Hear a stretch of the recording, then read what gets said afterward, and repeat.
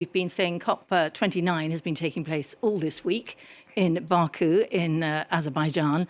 Dozens of world leaders have been gathering to discuss how they might combat the challenge, and we'll be discussing the issue with our guest tonight here on France 24. He is Aakash Ranison, who is a climate activist and social entrepreneur. Also, I think, the author of the book, I'm a Climate Optimist, Mr. Ranison.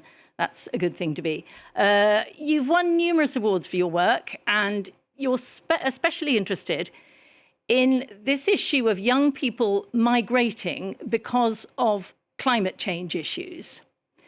Welcome to the programme. Can you just give us an idea, perhaps, give us some examples of where this is happening, where young people are moving, basically, for climate change reasons? Thank you for calling me on board. And to give you an example where exactly young people are moving because of climate migration, everywhere. For an example of a place like Ladakh in India. We are running out of snowfall, which is leaving us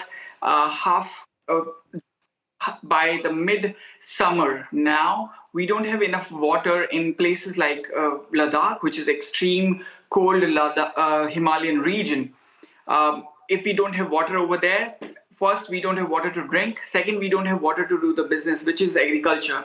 Now, when people don't have any work to do over there and they have to support the family, what they do is they move out of their own safe land where they have been living from their childhood. Their family have been living for decades and decades. Now they leave this place which offers them comfort and a good health and a very respectable life.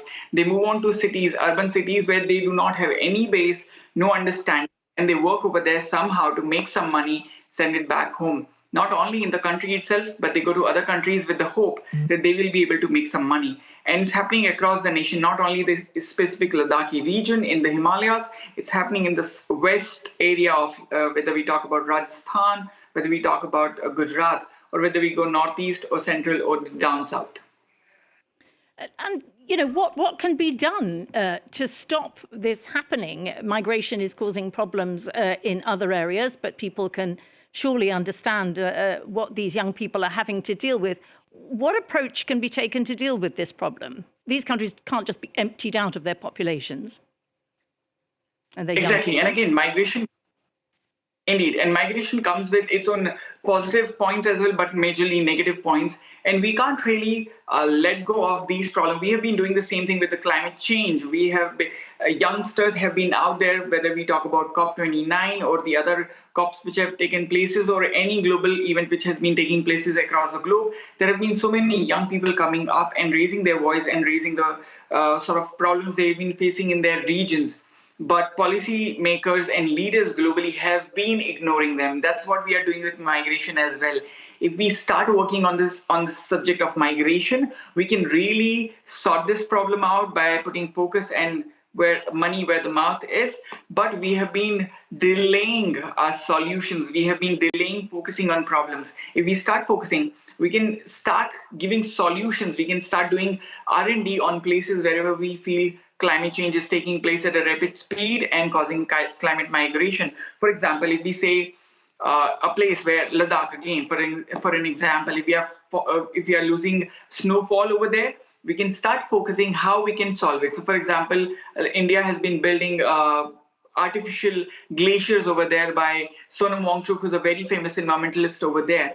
So we can bring such more solutions over there, and we can help the people with their farming. We can use data science, we can use AI in those regions to predict the upcoming snowfall and how much water we will have. And we can also use modern technologies to recharge the groundwater and also to suggest farmers over there which crop should they go for this season so that they can do farming throughout the season, they can make money and survive on that region. But again, if we don't focus on the problem, we're going to face a lot of migration.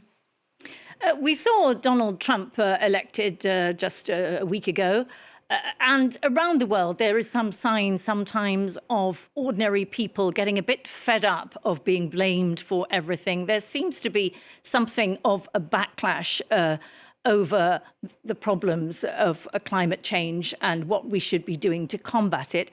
How can you change your approach to deal with what seems to be something of a backlash over environmental issues?